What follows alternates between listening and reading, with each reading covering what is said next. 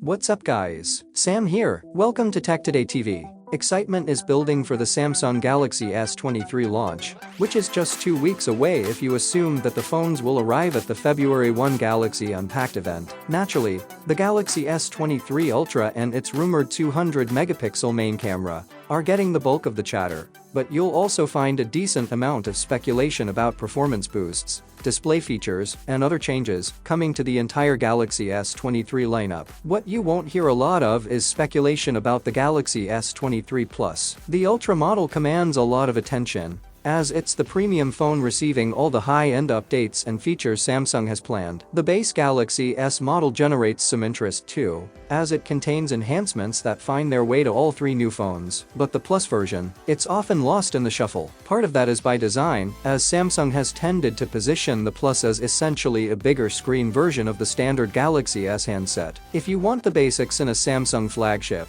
you can pick between the standard version and the Plus model. Anything more, and it's the Ultra for you. It's hard to quibble with Samsung's approach, given its dominance over the rest of the Android phone market. But this time around, the lack of buzz surrounding the Galaxy S23 Plus seems especially noticeable. You may even find yourself asking whether there's still a place for a Plus-sized phone in Samsung's flagship plans. The short answer to that speculation is, of course, that there's a place for the Galaxy S23 Plus. If for no other reason than people love big screen phones. Smartphones with screens smaller than 6 inches are practically unheard of these days. Research firm Omdia reported in January 2022 that the average screen size for a phone was 6.3 inches, the best small phones notwithstanding, and there's no reason to believe that's inched downward in the last 12 months. With more of us relying on phones as our primary device, people seem to prefer the ample screen space over a more compact design. Well, not necessarily me. One of my favorite things about last year's Galaxy S22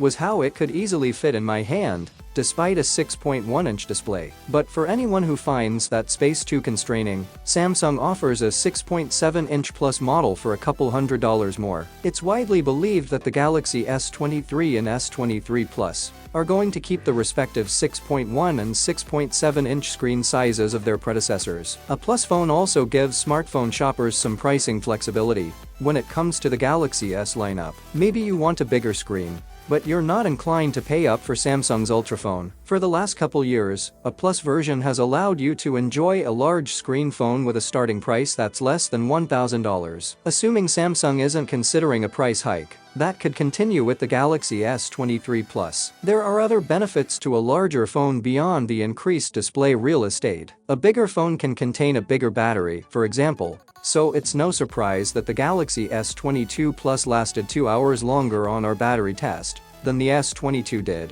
when we tested both phones last year. We'd expect the Galaxy S23 Plus to also outlast the upcoming base model, though hopefully, both phones improve upon the battery life of their predecessors, as none made our list of the phones with the longest battery life. Samsung tries to distinguish the Plus from the base model in other, more subtle ways. The Galaxy S22 Plus, for example, offered the same peak brightness as the Galaxy S22 Ultra. Share your thoughts and comments below. I hope you found our content interesting, and if you did, please like and hit the subscribe button. See you in the next video.